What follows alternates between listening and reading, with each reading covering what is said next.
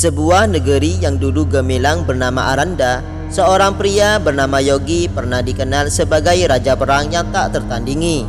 Strateginya tajam, keberaniannya luar biasa, dan rakyatnya memujanya karena setiap pertempuran yang ia pimpin membawa kemenangan tanpa mengorbankan nilai kemanusiaan. Namun takdirnya berubah ketika sebuah konspirasi besar melibatkan orang-orang terdekatnya. Yogi difitnah telah mengkhianati kerajaan dan dijebloskan ke penjara bawah tanah yang kelam. Tak ada ruang untuk membela diri. Semua bukti sudah diatur untuk menjatuhkannya. Di balik jeruji besi, ia kehilangan segalanya, mahkotanya, kehormatan, bahkan kepercayaan rakyat. Di dalam penjara, hari-hari berlalu dengan penuh penderitaan. Yogi menghadapi siksaan fisik dan mental dari para penjaga. Namun alih-alih menyerah, ia memilih untuk bertahan. Baginya setiap penderitaan adalah ujian untuk menempa kekuatan baru.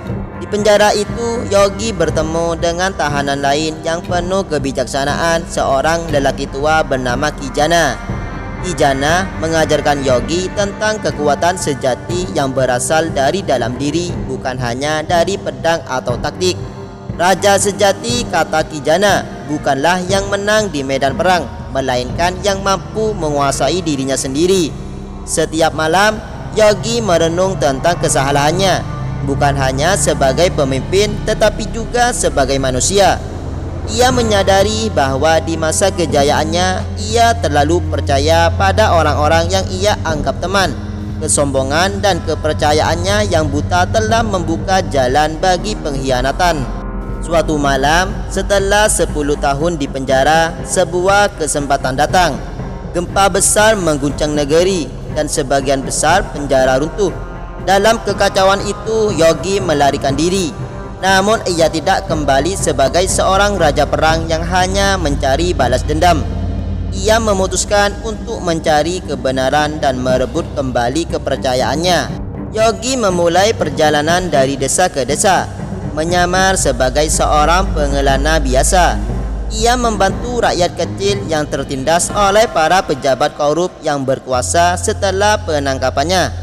Ia mendengar cerita tentang bagaimana kerajaan telah berubah menjadi tempat yang penuh ketidakadilan sejak ia di penjara.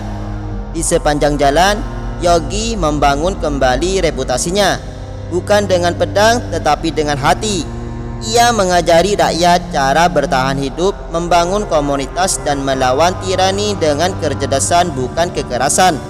Lambat laun, cerita tentang seorang pejuang yang menolong kaum lemah tersebar. Setelah 2 tahun membangun kekuatan rakyat, Yogi akhirnya memutuskan untuk menghadapi pengkhianat yang telah menjatuhkannya. Perdana Menteri Arda dengan dukungan rakyat, Yogi menyerbu istana tanpa peperangan. Ia dan Arda bertatap muka di aula megah tempat pengkhianatan dimulai. Namun Yogi tidak menghunus pedang. Ia memberikan Arda kesempatan untuk mengakui kesalahannya di hadapan rakyat. Setelah perdebatan panjang, Arda akhirnya mengakui perbuatannya dan rakyat memutuskan hukuman baginya. Setelah menggulingkan rezim korup, Yogi menolak untuk menjadi raja kembali. Ia menyadari bahwa kekuasaan seringkali memunculkan sisi gelap manusia. Sebagai gantinya, ia membentuk Dewan Rakyat di mana setiap keputusan diambil bersama. Yogi menjadi simbol harapan, bukan karena kejayaannya di medan perang, tetapi karena transformasi dirinya.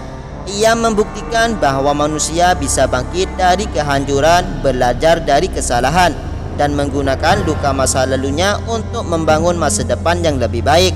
Pesan dari kisah Yogi adalah bahwa kekuatan sejati bukan terletak pada kemenangan fisik, tetapi pada kemampuan untuk bangkit, memaafkan, dan membawa perubahan yang berarti. Setelah menolak kembali ke tahta, Yogi hidup sederhana di antara rakyatnya. Ia mendirikan sekolah di desa-desa terpencil tempat ia mengajarkan nilai-nilai kepemimpinan, keberanian, dan kejujuran. Anak-anak dari berbagai latar belakang belajar darinya, termasuk mereka yang dulunya berasal dari keluarga pejabat korup. Namun kehidupan yang damai itu tidak bertahan lama. Negeri Aranda mulai menarik perhatian kerajaan-kerajaan tetangga yang haus kekuasaan.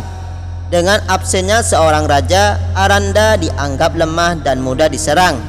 Kabar angin tentang pasukan besar yang mendekati perbatasan pun menyebar. Rakyat Aranda panik. Mereka mendatangi Yogi memohon agar ia kembali memimpin pasukan. Namun Yogi tetap teguh dengan pendiriannya. Ia percaya bahwa kekuatan rakyat jauh lebih besar daripada kekuatan seorang pemimpin tunggal. "Aku akan memimpin kalian," kata Yogi kepada mereka, "tapi bukan sebagai raja atau panglima. Aku hanya akan menjadi salah satu dari kalian." Yogi mulai mengorganisasi rakyat Aranda dengan pendekatan baru. Alih-alih mengandalkan kekuatan militer, ia mengajarkan mereka taktik gerilya dan pertahanan komunitas. Ia juga mengirim utusan untuk bernegosiasi dengan kerajaan-kerajaan tetangga, menawarkan perjanjian damai berbasis perdagangan dan kerjasama. Namun salah satu kerajaan Bharatiya menolak tawaran tersebut dan tetap menyerang. Pasukan Bharatiya jauh lebih besar dan lebih terlatih. Dalam situasi genting ini, Yogi memimpin rakyatnya dalam pertempuran yang tidak konvensional. Dengan kecerdasannya, ia menggunakan medan alam Aranda, hutan lebat, sungai deras, dan pegunungan terjal sebagai senjata utama. Setiap serangan musuh dihadang dengan jebakan yang dirancang oleh para petani, pandai besi, dan nelayan dalam waktu singkat. Pasukan Bharatiya kehilangan momentum mereka. Setelah beberapa bulan bertahan, pasukan Bharatiya akhirnya menyerah, bukan karena kalah dalam jumlah atau kekuatan, tetapi karena mereka kehilangan semangat. Mereka menyaksikan bagaimana rakyat Aranda bersatu, saling melindungi dan berjuang bukan untuk seorang raja, tetapi untuk tanah air mereka. Yogi tidak mempermalukan musuhnya. Sebaliknya, ia mengundang para pemimpin Bharatiya untuk berdialog. Di hadapan mereka, Yogi berbicara tentang nilai kemanusiaan, tentang bagaimana perang hanya meninggalkan luka yang tidak pernah benar-benar sembuh. Kata-katanya menggugah hati para pemimpin Bharatiya. Mereka akhirnya menandatangani perjanjian damai yang tidak hanya mengakhiri perang tetapi juga membuka jalan bagi kerjasama antara kedua kerajaan. Kemenangan tanpa darah yang berlebihan itu mengubah wajah Aranda selamanya. Rakyatnya tidak lagi melihat Yogi hanya sebagai seorang pemimpin perang, tetapi sebagai simbol perdamaian dan kebijaksanaan. Desa-desa mulai berkembang menjadi kota kecil dan perdagangan dengan kerajaan lain meningkat pesat. Sekolah-sekolah yang didirikan Yogi melahirkan generasi baru pemimpin yang tidak hanya cerdas tetapi juga memiliki empati yang mendalam terhadap rakyatnya.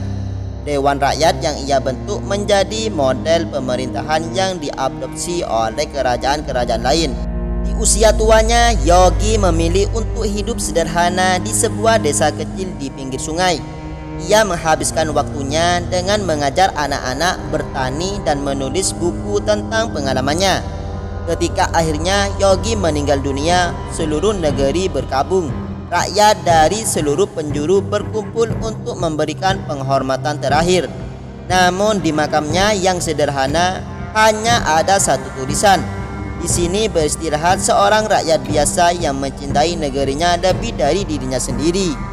Kisah Yogi terus diceritakan dari generasi ke generasi, bukan hanya karena ia adalah seorang raja perang yang tak terkalahkan, tetapi karena ia membuktikan bahwa seorang pemimpin sejati adalah mereka yang melayani, menginspirasi, dan mengorbankan dirinya untuk kebaikan bersama. Warisan Yogi bukanlah mahkota atau istana, melainkan semangat persatuan, kebijaksanaan, dan keberanian untuk menghadapi dunia dengan cinta dan integritas.